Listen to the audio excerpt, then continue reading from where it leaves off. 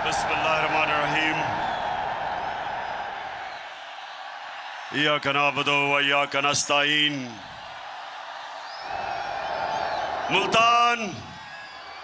मुल्तान आपका दिल से शुक्रिया अदा करता हूं। बहुत बहुत शुक्रिया शानदार इस्तकबाल का। मैं खास तौर पे जिस तादाद में मेरी मुल्तान की बहनें निकली हैं, मैं खराज तहसीन पेश करता हूं उनको। मेरे पाकिस्तानियों, कभी भी दुनिया में कोई इनकलाब कामयाब नहीं होता जब तक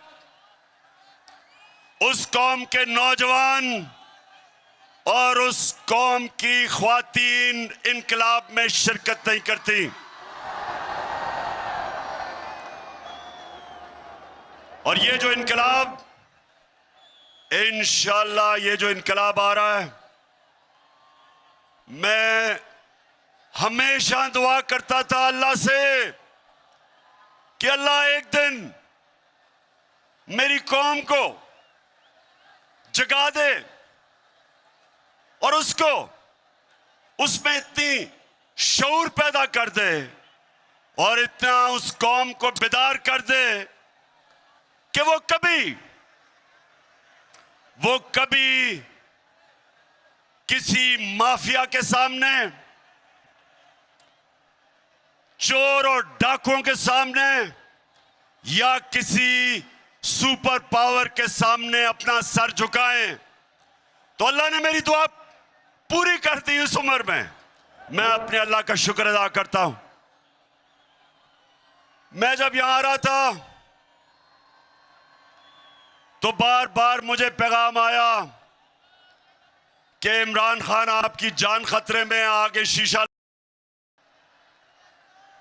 मैं आज अपने पाकिस्तानियों को और खास तौर पे नौजवानों को कहना चाहता हूं, मेरे नौजवानों, बड़ी गौर से आपने मेरी बात सुननी है।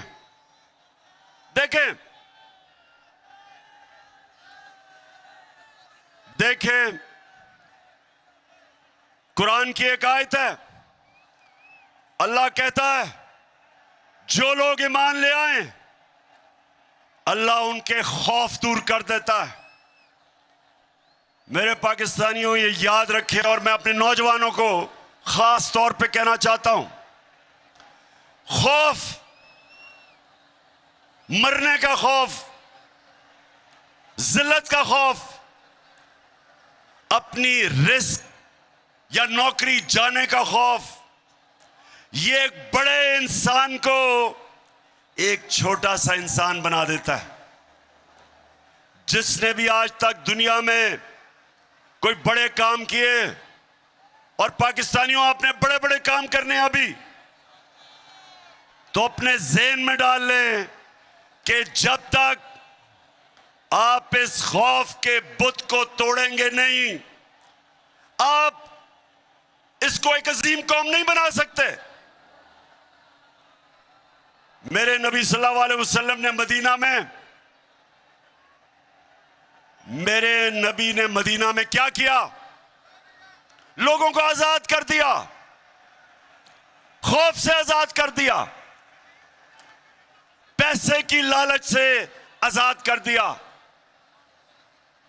मैं की पूजा करने वालों को बड़े इंसान बना के बड़ी सोच दे दी थी। और वही लोग जिनकी हैसियत नहीं थी, दुनिया की उन्होंने इमामत की। मुल्तान, ये गौर से सुन लो, आज तक कोई बड़ा बिजनेसमैन नहीं बना जो नुकसान से डरता हो। आज का किसी फौजी ने बड़े तगमे नहीं लिए जो मौत से डरता हो। क्रिकेटर भी, जो क्रिकेटर हारने से डरता है उसे जीतना नहीं आता। जिस बैट्समैन को तेज बॉलर से गेंद लगने का खौफ होता है वो बड़ा बैट्समैन नहीं बनता। जिस दुनिया के पहले इंसान ने दुनिया के सबसे बड़े पहाड़ के ऊपर चला था, माउंट एवरेस्ट के ऊपर। जब एक एडमंड हिलरी चला था, तो उससे पहले जिन्होंने भी कोशिश की थी उस पहाड़ पे चढ़ने की, या वो मर गए थे और या वो फेल हो गए थे। तो जब पहले इंसान ने सबसे ऊंचे पहाड़ पे चढ़ा, तो अपने खौफ के ऊपर काबू पाया।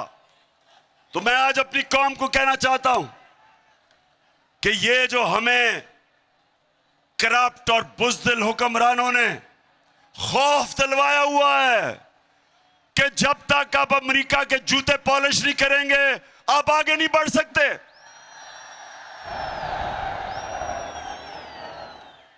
ये वो लोग जो इस मुल्क में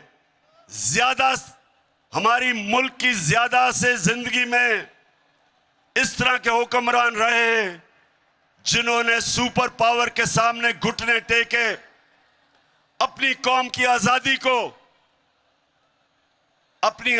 खोई, अपनी इज्जत खोई, जिल्लत मिली हमें पाकिस्तानियों को हुक्मरानों की वजह से। तो मैं आज वो पाकिस्तानी जो पाकिस्तान के साथ बड़ा हुआ था, मुझे हमेशा इस चीज की तकलीफ होती थी कि हम अजीम लोग हैं, लेकिन ऊपर ऐसे हुक्मरान हैं जिन्होंने इस कौम को एक अजीम कौम नहीं बनने दिया।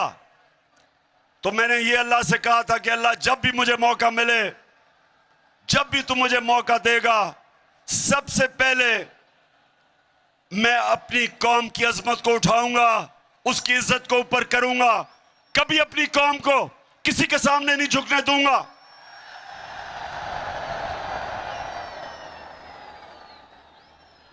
और पाकिस्तानियों, इसीलिए यह साजिश की गई। साजिश की किसने? 30 साल से जो इस मुल्क को लूट रहे थे, जिनके ऊपर करप्शन के केसेस थे, जिन्होंने पूरी कोशिश की मेरे से कि मैं उनको NRO दे दूं, यानी कि जनरल मुशर्रफ की तरह उनके करप्शन केसेस खत्म कर दूं। पूरी कोशिश की, कभी लॉन्ग मार्च, हर किस्म की ब्लैकमेल, असेंबली में बुरा भला, मीडिया के ऊपर बुरा भला, जातियात, घटिया किस्म की जबान, हर बार कि जी कल गया तो परसों गया। सिर्फ एक मकसद था इनका कि मैं इनके करप्शन के केसेस माफ कर दूं। याद रखें, जब ये दोनों 11 साल इन्होंने बारियां ली थी दोनों पार्टियों ने, तो जनरल मुशर्रफ ने जो इन्होंने करप्शन की थी अपने पहले 11 सालों में, उसने इनके सारे केस माफ कर दिए, NRO दिया। दोनों बाहर भागे हुए थे, वापस आए, और फिर 10 साल दोनों ने इस मुल्क को लूटा। हमारा मुल्क का कर्जा 4 गुना ज्यादा बढ़ा, 6,000 अरब से हमारा टोटल कर्जा 30,000 अरब पे पहुंचा। और फिर जो करप्शन के केसेस इनके दौर में बने थे, इन्होंने मेरे ऊपर पूरी मुझे ब्लैकमेल करने की कोशिश की कि मैं इनके करप्शन केस माफ करूं। तो मुल्तान, मुझे ये बताओ, जरा ये मुझे हाथ खड़ा करके बताओ कि क्या मुझे इनके करप्शन के केस माफ करने चाहिए थे? अगर मैं इनके करप्शन के केसेस माफ करता, इसका मतलब कि मैं इख्तिदार में एक नजरिए के लिए नहीं आया था, मैं इंसाफ की तहरीक चलाने नहीं आया था। इसका मतलब मैं भी कुर्सी की सियासत करने आया था। जिस तरह जनरल मुशर्रफ ने अपनी कुर्सी बचाने के लिए इनको माफ किया, तो इन्होंने फिर साजिश की। लंदन में जो भगोड़ा बैठा हुआ था,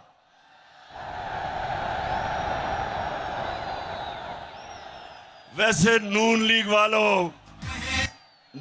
वालों मुझे एक जवाब दे दो। कभी कभी नून लीग वालों अगर सुन रहे हो मुझे इसका जवाब दो। मुझे अभी तक समझ नहीं आ रही कि कभी भी कोई इंसानी माशरा कभी गीदड़ को भी लीडर मानता है? तो नून लीग वालों अगर सुन रहे हो तो खुदा के वास्ते मुझे जवाब दो, कभी गीदड़ लीडर बन सकता है? पहले मुशर्रफ का दौर, मुशर्रफ ने जब इसको जेल में डाला तो आसिफ जरदारी ने कहा कि अटक जेल में। अब ये आसिफ जरदारी इत्तेहादी है, इसकी स्टेटमेंट थी कि अटक में जो जेल में नवाज शरीफ था वहां टिश्यू पेपर खत्म हो गया इसके आंसुओं से, रो रो के मिन्नतें करी कि मुझे बाहर भेज दो।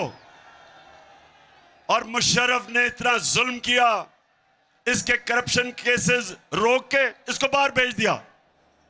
बाहर जाके झूठ बोला कि कोई मुआहदा करके नहीं आया। वो फिर मुआहदा सामने आ गया 8 साल के बाद। शर्म भी नहीं आई, शर्म भी नहीं आई झूठ बोल के। इस बारी फिर झूठ बोल के, ड्रामा करके, मैं जी बहुत बीमार हूं, हमें बताया गया कि ये तो शायद जहाज पे भी ना बैठ सके, इतना बीमार है। हमारी वजीर शिरीन मजारी, उसने जब बीमारियों का सुना वो रोना शुरू हो गई कैबिनेट में कि जी बेचारे को जाने दें, देखें ना इसका हाल, देखें शक्ल, देखें इसकी। कई बेचारी बूढ़ी ख्वातीन ने जब जिस तरह की वो शक्ल बनाता है रोने वाली, उन्होंने भी कहा जी देखें खुदा के वास्ते इसको जाने दे। वो चला गया बाहर। जैसे ही जहाज पे चढ़ा एक नया नवाज शरीफ आ गया, बीमारी खत्म। ऐसे सीढ़ियों पे चढ़ा कि ऐसे लग रहा था कि ओलंपिक्स के लिए ट्रेनिंग करने के लिए है। और जैसे ही लंदन की हवा लगी तो उसके बाद नवाज शरीफ वहां बैठ के एक सियासतदान बन गया। तो मैं नून लीग वालों तुम्हारे से आज पूछता हूं, खुदा के वास्ते मुझे समझा दो कि एक झूठा आदमी अदालत ने जिसको सजा दी हुई हो, जो अरबों रुपए के घरों में रहता हो, जिसके बेटे कहें कि हम अरबों रुपए के घर में रहते हैं लेकिन हम जवाब दे इसलिए नहीं कि हम पाकिस्तान के शहरी नहीं हैं। कैसे नून लीग वालों आप इस आदमी के पीछे चल सकते हो? कैसे चल सकते हो? और फिर यहां बैठा था छोटा भाई चेरी ब्लॉसम,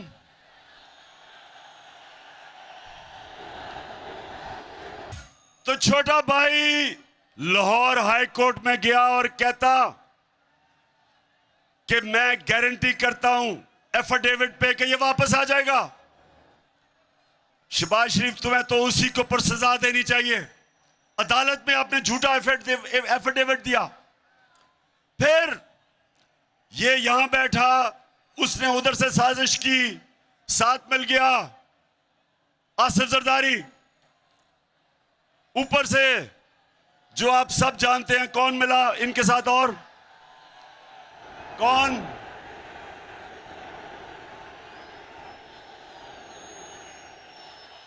इनके साथ वो मिल गया जिसके ऊपर आजकल बात हो रही है उसकी कीमत बढ़ाने के लिए।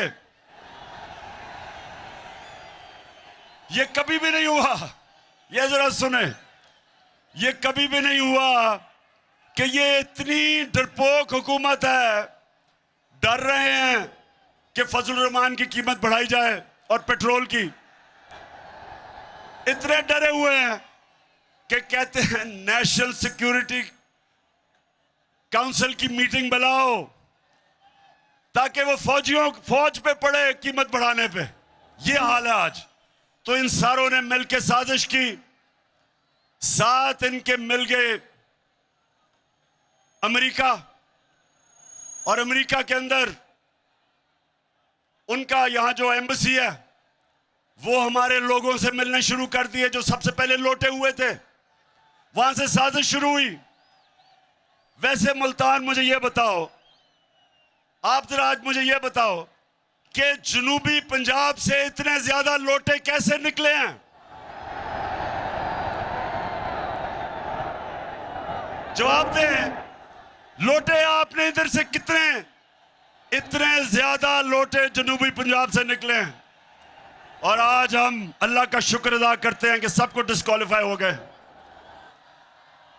इन सब ने मिलकर साजिश की। 8 मार्च को एक अमेरिकी under secretary of state, Donald Lu का नाम था, पाकिस्तानी एम्बेसडर को बुलाता है और उसको कहता है कि अगर तुमने इमरान खान को अदम एतमाद में ना शिकस्त दी तो पाकिस्तान के ऊपर मुश्किल वक्त आ जाएगा। धमकी दी और कहता कि अगर इमरान खान को आपने हटा दिया तो आपको माफ कर दिया जाएगा। मेरे मुल्तान के लोगों, क्या आपको अमरीकनों से माफी की जरूरत है? इस कौम को इसलिए किसी से माफी की जरूरत नहीं कि खुददार कौम है, लेकिन जो इस मुल्क में हमारी बदकिस्मती से अशरफिया है वो डर गए और उन्होंने पूरी शिरकत की।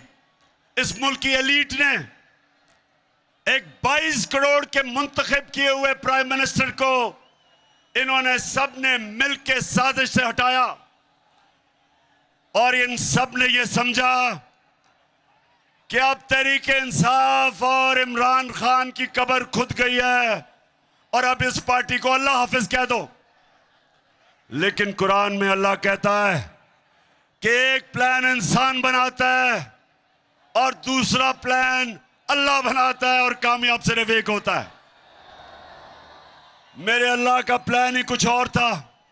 उसने बजाय तहरीक इंसाफ को इन्होंने जो दफन करने की कोशिश की, उसने सारी मेरी पाकिस्तानी कौम को जगा दिया, कौम को बेदार कर दिया।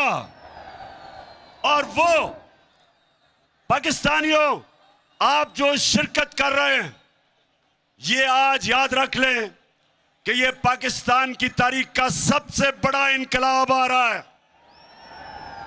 अब ये जो माफियाज बैठे हुए ऊपर 30 साल से इस मुल्क को लूट रहे थे, 30 साल से जो कब्जा करके बैठे हुए हैं, अब इनकी कब्रें खुद रही हैं।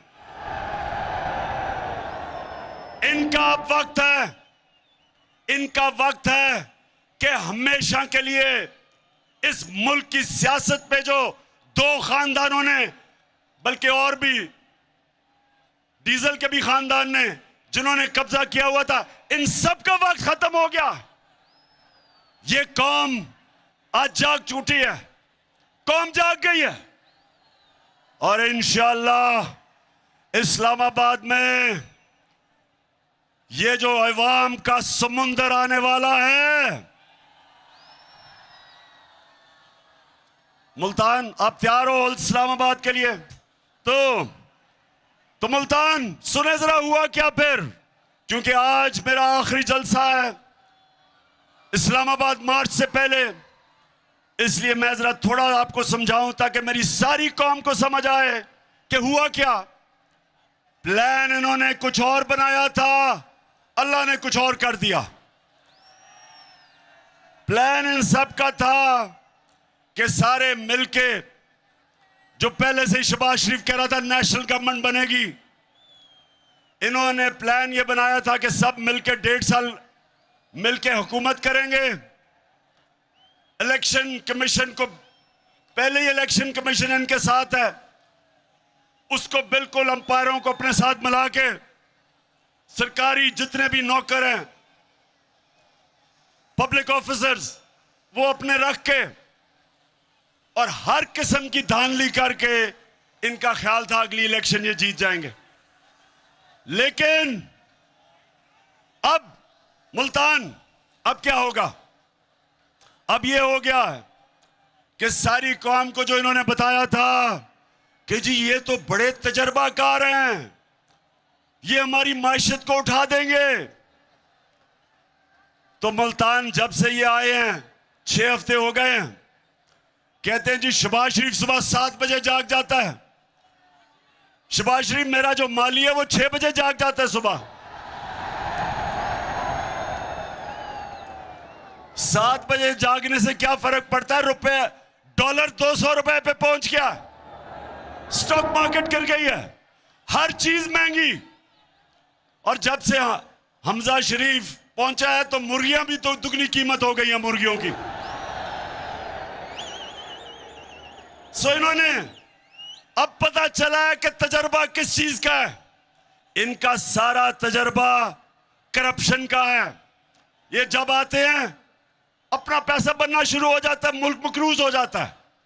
अब ये जो आप सामने आए हैं, मैं अब इनसे सवाल पूछता हूं कि बड़ा जोर लगाया था और साजिश करके पिछले 1 साल से लगे हुए थे साजिश करनी।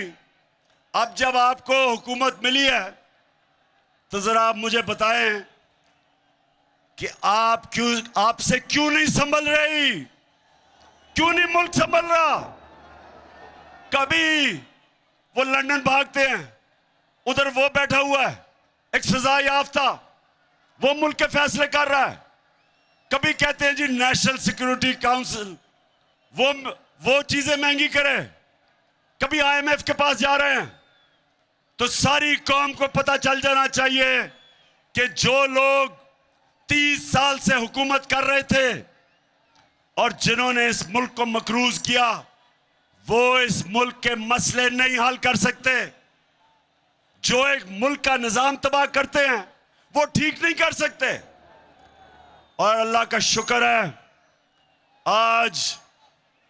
आज मुल्तान, मैं बड़े फख्र से कहता हूं कि जो हमारे 3.5 साल में हुआ, जिस तरह की माइशत की तरक्की हुई, मैं आज चैलेंज करता हूं सबको कि इनके 30 साल में कोई वक्त बता दें जो उस तरह की तरक्की हुई हो हर शोबे में। आज किसानों के पास जो उनकी फसलों का उनको पैसा मिला है, पाकिस्तान की तारीख में कभी किसानों को इस तरह उनकी पैदावार की कीमत नहीं मिली जो आज मिली है। 60% पाकिस्तान देहात में जिस तरह की खुशहाली देहात में आई, मैं चैलेंज करता हूं, बताएं कभी कि इस तरह की खुशहाली आई हो। दूसरी चीज इंडस्ट्री, मुल्क तो तब आगे बढ़ता है जब उसकी इंडस्ट्री तरक्की करती है। अयूब खान के दौर के बाद मैं ये भी फख्र से कहता हूं कि हमारा पिछले 2 साल पाकिस्तान की इंडस्ट्री के लिए बेहतरीन साल थे। सबसे ज्यादा ग्रोथ रेट हमारे दौर में हुई। मुशर्रफ के दौर में जब थोड़ा सा हुआ था तो डॉलर आ रहे थे क्योंकि हम उनकी अमेरिकनों की जंग लड़ रहे थे। ये हमने मुश्किल वक्त में कोरोना के दौर में अपनी इंडस्ट्री को उठाया। रिकॉर्ड एक्सपोर्ट्स है पाकिस्तान की, रिकॉर्ड रिमिटेंसेस हैं, यानी कि रिकॉर्ड डॉलर आए हमारे दौर में। हमने सबसे ज्यादा टैक्स इकट्ठा किया। हमारी जो आईटी इंफॉर्मेशन टेक्नोलॉजी जो मुल्क का फ्यूचर है, सबसे ज्यादा काम हमारे वक्त हुआ। 75% आईटी की एक्सपोर्ट्स बढ़ी। हम सारे बर्रे सगीर में हमारी पॉलिसीज की वजह से सबसे ज्यादा आज रोजगार पाकिस्तान में है बनस्बत बर्रे सगीर के। तो मैं इनसे पूछता हूं कि आपने इतना जोर लगा के साजिश करके जो गवर्नमेंट गिराई, तो आप बताएं, शुक्र है अल्लाह का कि मुवाजना हो रहा है हमारे दौर और इनके दौर का। और अगर मुझे अपने मुल्क की फिक्र ना हो मुल्तान, अगर मुझे अपने मुल्क की आज फिक्र ना हो तो मैं तो चाहूंगा ये और चले, चंद महीने इनको और चलने दो, ताकि सारी कौम के सामने ये इनकी असल शक्ल नजर आए कि सिवाय करप्शन के इन्होंने आज तक किया ही कुछ नहीं है। जितनी देर चलेंगे ये जलील होंगे और जिन्होंने साजिश करके इनको लेके आए वो भी साथ जलील होंगे। इसलिए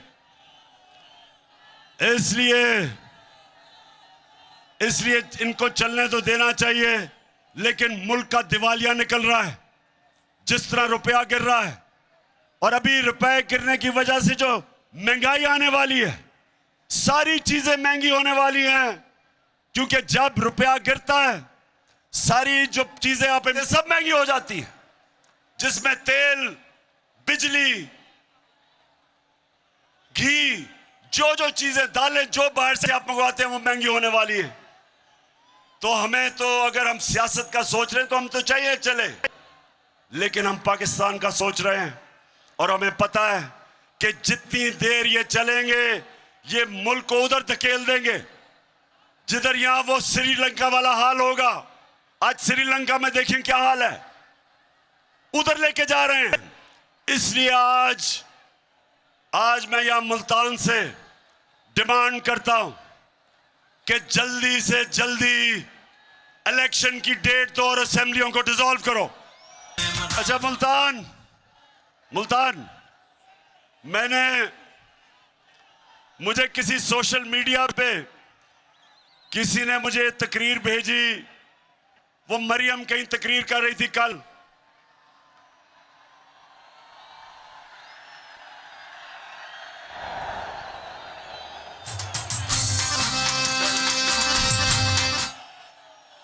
अब उस तकरीर जो मुझे भेजी सोशल मीडिया पे, उसमें उसने इतनी दफा और इस जज्बे से और इस जुनून से मेरा नाम लिया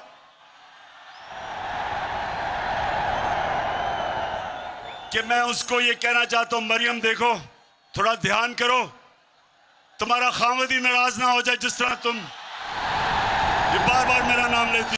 वैसे मैं हमेशा सोचता हूं कि इतना ज्यादा इनको मेरे पर गुस्सा है क्यों।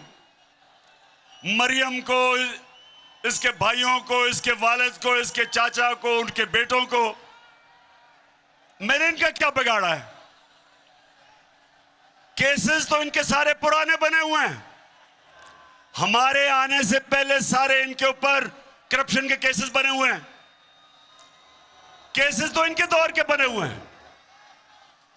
नवाज शरीफ के और मरियम के जो दो भाई और उसके बेटे, वो तो इनके दौर में दुम दबा के भागे थे। इसहाक डार जो इनका मुंशी, वो इनके दौर में भागा था, उसके बेटे इनके दौर के बाहर गए थे।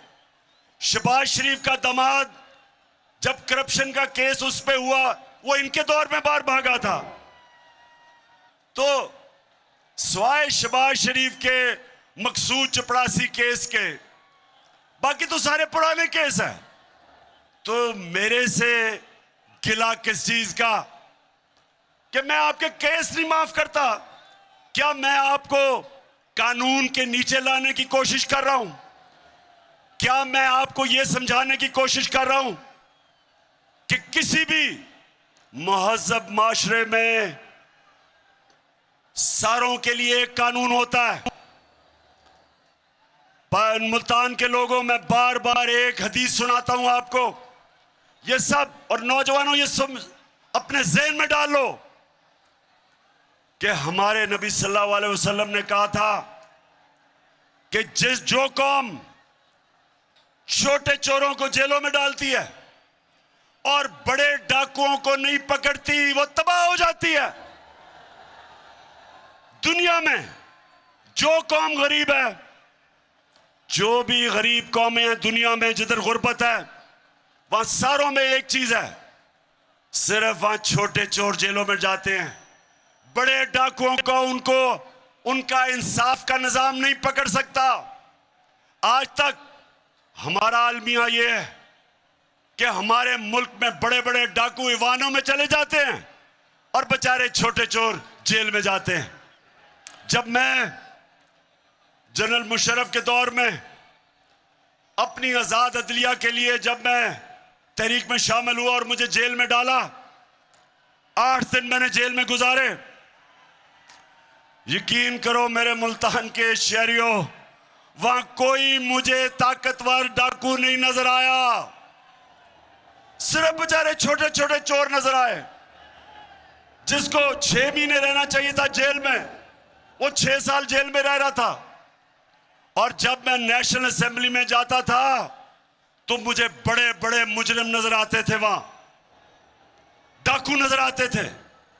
और यह वजह है कि एक स्विट्जरलैंड जैसा मुल्क जिसके पास कोई वसाइल नहीं है, दुनिया का अमीर तरीन मुल्क है, क्योंकि उस स्विट्जरलैंड की खासियत यह कि ताकतवर से ताकतवर डाकू, उनका इंसाफ का निजाम उनको जेलों में डालता है और तब ही एक माशरा ऊपर जाता है।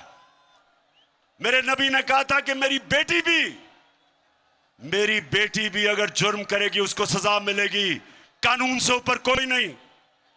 ये हमारा अलमिया है कि सोचें कि शहबाज शरीफ और इसके बेटे को सजा होनी थी।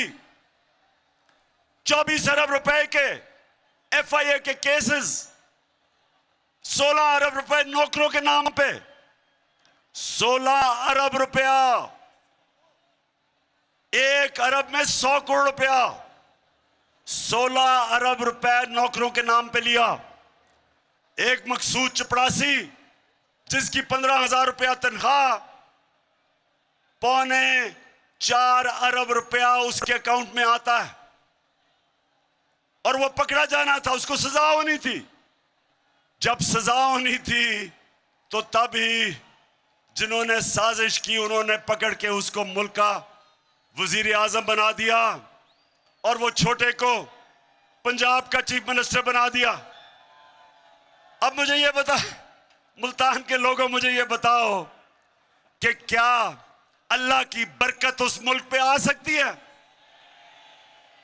जिसमें बेचारे गरीब लोग, बेरोजगारी है, महंगाई है, बच्चे भूखे हैं, वो बेचारे मोटरसाइकिल चोरी करता है, साइकिल करता है, भैंस करता है, वो तो जेल में चला जाता है। तो जो अरबों रुपया मुल्क का चोरी करता है, अरबों रुपया चोरी करता है, उसको मुल्क का प्राइम मिनिस्टर और उसके बेटे को चीफ मिनिस्टर, वो मुल्क का कोई मुस्तकबिल नहीं है।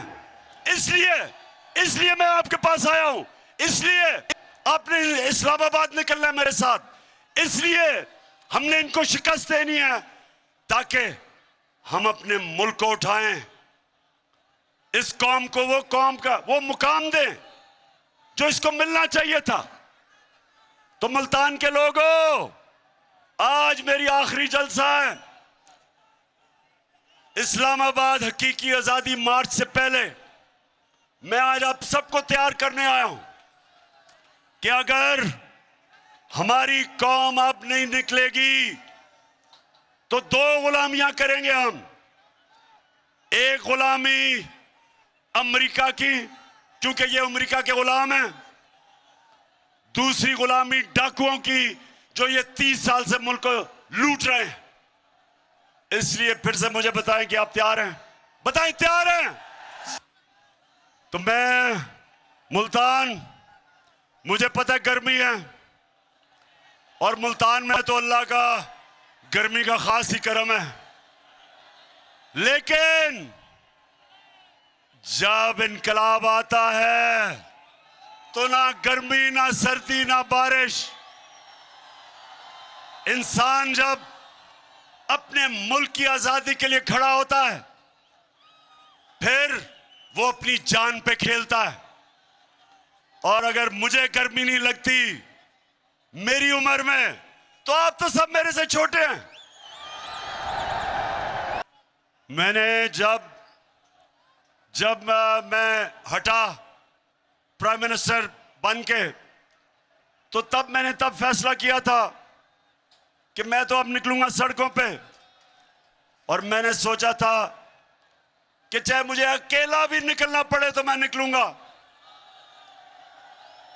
क्योंकि मैं अपने अल्लाह को, मैं जब भी अपने अल्लाह के पास जाऊंगा तो मैं उसे कहूंगा कि अल्लाह मैंने अपने मुल्क के लिए पूरी कोशिश की, लेकिन मुझे तब अंदाजा नहीं था कि सारी मेरी कौम खड़ी हो जाएगी मेरे साथ। मुझे यह भी अंदाजा नहीं था कि इस मुल्क की हमारी बाशऊर और दलेर ख्वातीन वो भी निकलाएंगी,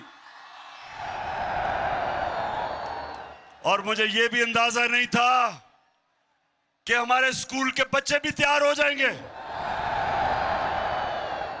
और फिर हर शोबे से, हर जगह से मुझे मेरी कौम के लोगों ने कहा कि हम तुम्हारे साथ निकलेंगे। पुलिस वालों ने, उन्होंने कहा जी हमारी ड्यूटी है, लेकिन फिक्र ना करें, हमारे घर वाले सारे आ रहे हैं।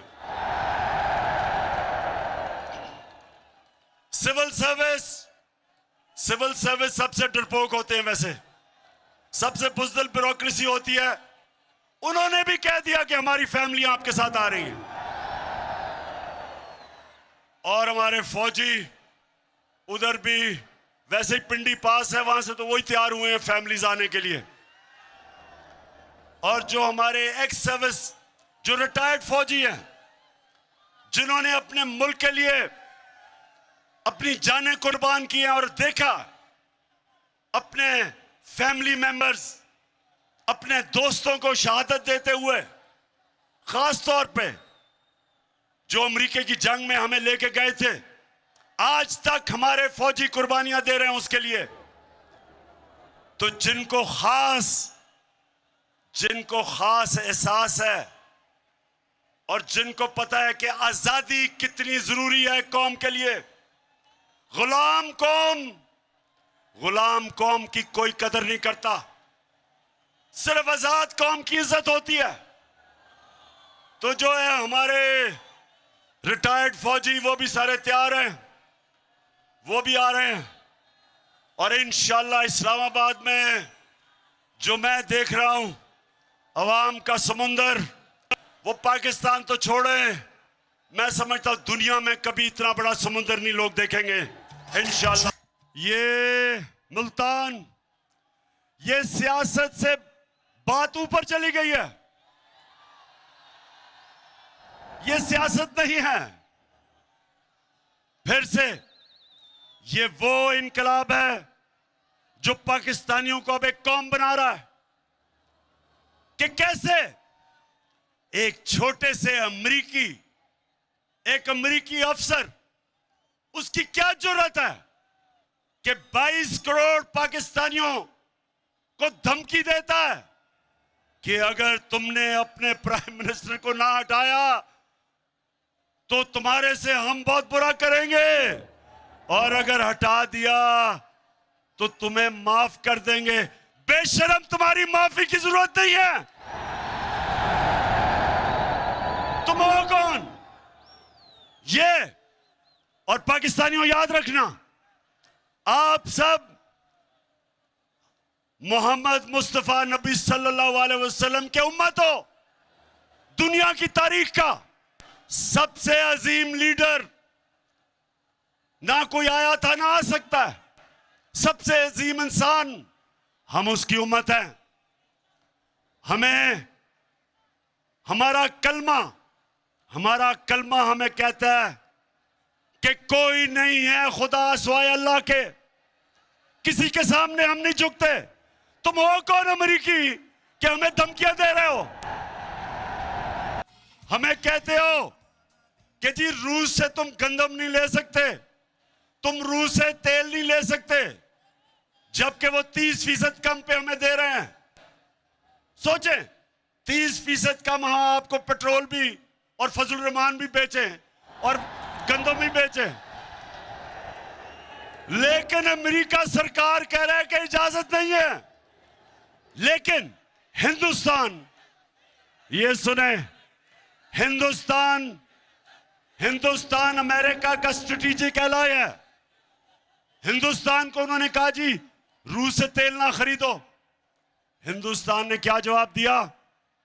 हिंदुस्तान ने कहा हम एक आजाद मुल्क हैं, हम रूस से तेल लेंगे क्योंकि हमारे मुल्क में गुर्बत है।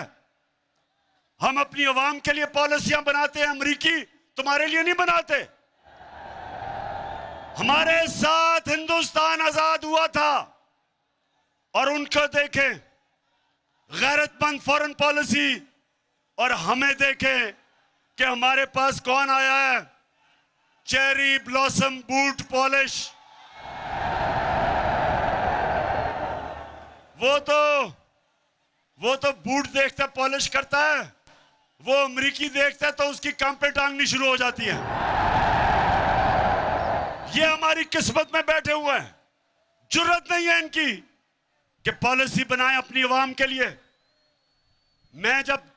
मैंने उनको वाजे कहा, मैंने कहा देखो हम दोस्ती सबसे करेंगे, हम कोई किसी से दुश्मनी नहीं चाहते, हम दोस्ती चाहते हैं, लेकिन हम गुलामी किसी की नहीं करेंगे।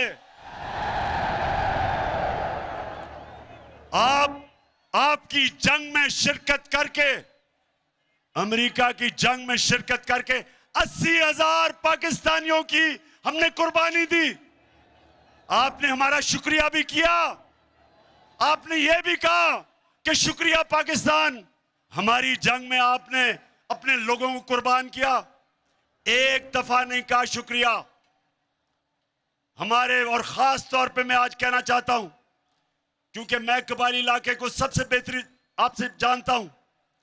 कबायली इलाका हमारा उजड़ गया, 35 लाख लोगों ने नकल मकानी की, उनके कितने लोग शहीद हुए आपको अंदाजा भी नहीं। ड्रोन अटैक्स हो रहे हैं, उधर से बीच में फंसे हुए हैं बेचारे लोग। सारा हमारा कबायली इलाके के लोग, कोई कराची भाग रहा है, कोई नकल मकानी कर रहा है। स्वात में 40 लाख लोग स्वात से निकले। कोई मुझे बताए क्यों? हमने क्या गलती की थी? क्या हमारा क्या कसूर था कि हमारे 80,000 लोग, हमारे 6,500 फौजियों ने कुर्बानियां दी? तो क्या हमारी गलती थी?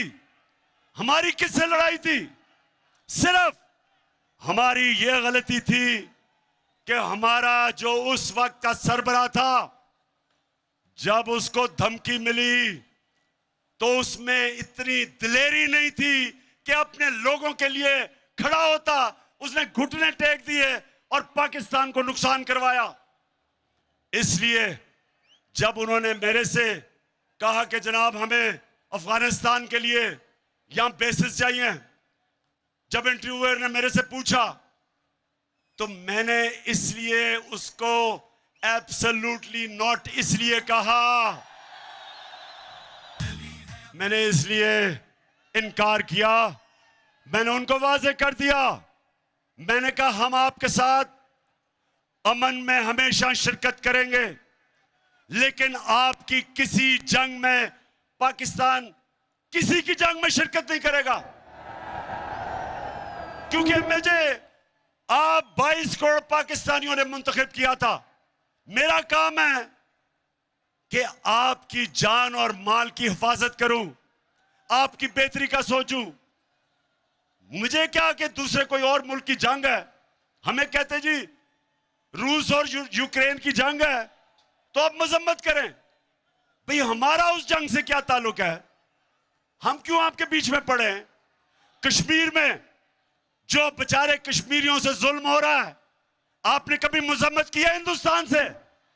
आपने कभी कहा हिंदुस्तान से कि आप कश्मीरियों पे जुल्म कर रहे हैं? क्यों नहीं आप बोलते? क्योंकि हिंदुस्तान से आपकी दोस्ती है।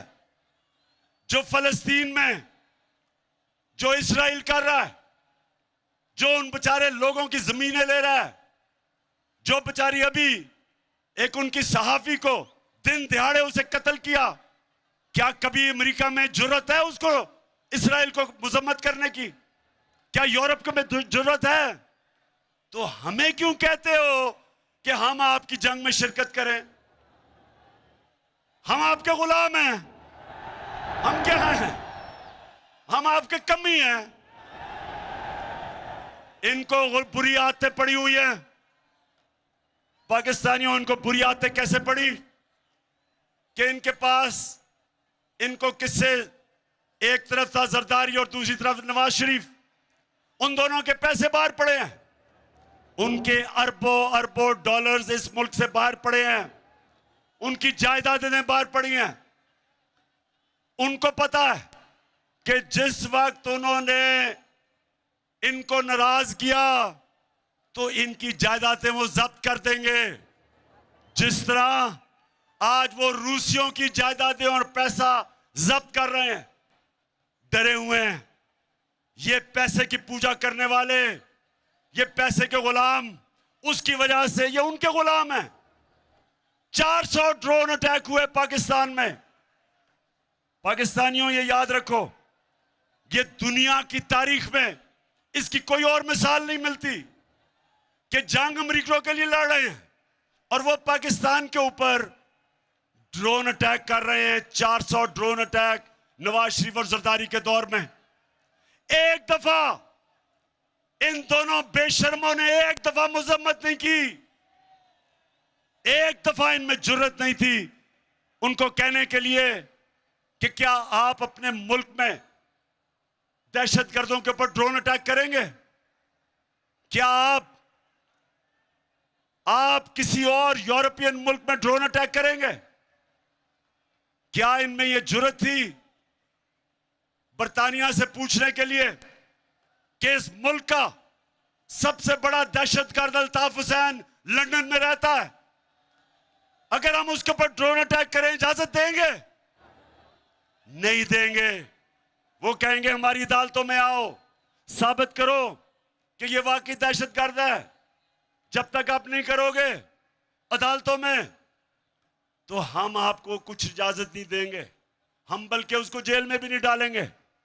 तो हमारे मुल्क में 400 ड्रोन अटैक, जब ऊपर से बम फटता था 4000 मील दूर बैठ के कंप्यूटर के ऊपर बटन दबता था और हमारे कबाली इलाके में लोग मर जाते थे। कभी किसी ने पूछा कि क्या वाकई नीचे दहशतगर्द थे? अपने मुल्क में तो कहते हो अदालतों में जाओ, हमारे मुल्क में खुद ही फैसला करते हो कौन दहशतगर्द है, खुद ही कत्ल कर देते हो। सारे इंसानी हकूक के खिलाफ, इंटरनेशनल लॉ के खिलाफ, हर किस्म कानून के खिलाफ आप हमारे लोगों को कत्ल कर रहे थे। और 2 मुल्क के सरबराह एक दफा इनके मुंह से यह नहीं निकला कि जी ये आप अगर और दुनिया में किसी मुल्क में नहीं करते तो हमारे मुल्क में क्यों कर रहे हो? हम तो आपकी जंग लड़ रहे हैं। और जो लोग मरते थे ड्रोन अटैक्स पे, वो पाकिस्तानी फौज पे बदला लेते थे, हमारे पे लेते थे। इसलिए मेरे पाकिस्तानियों, हमने इन चोरों को और अमेरिकन के गुलामों को इस मुल्क की किसी सूरत इस मुल्क के सरबराह नहीं रहने देना। आखिर में मुल्तान, अच्छा जी, अब मैंने फैसला करना है कि किस दिन आपको मैंने इस्लामाबाद बुलाना है।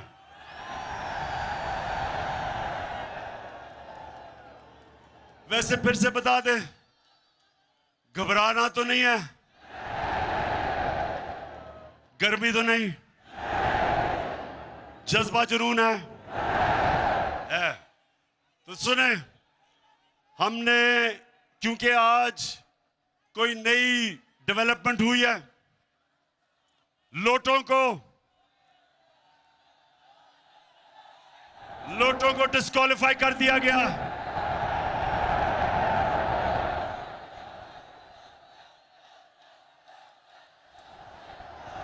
लिहाजा मैंने इतवार को पेशावर में अब अपनी कोर कमेटी को बुलाया है। और आपको भी बता दूं, फैसला अब हमने करना है 25 और 29 मई के बीच में। इंशाअल्लाह परसों मैं आपको वाज़े कर दूंगा ताकि आपको पूरा टाइम मिल जाए, तैयारी का टाइम मिल जाए। तो 25 से लेके 29 तक आपको डेट परसों मिल जाएगी। मैं चाहता हूं आप सब तैयारी करें।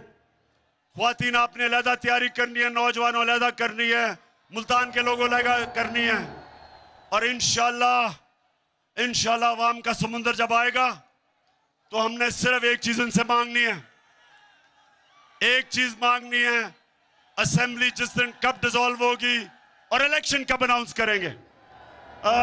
मुल्तान की मैं सारी अपने member of parliament, MPs, MNAs, सारे जितने मेरे ऑर्गेनाइजर्स, मैं आज सबको, आपको भी, मैंने आप सबको आज खराज तहसीन पेश करता हूं कि मैंने इतना बड़ा जलसा मैंने कभी मुल्तान की तारीख में नहीं देखा। मुबारक हो आपको। पाकिस्तान जिंदाबाद।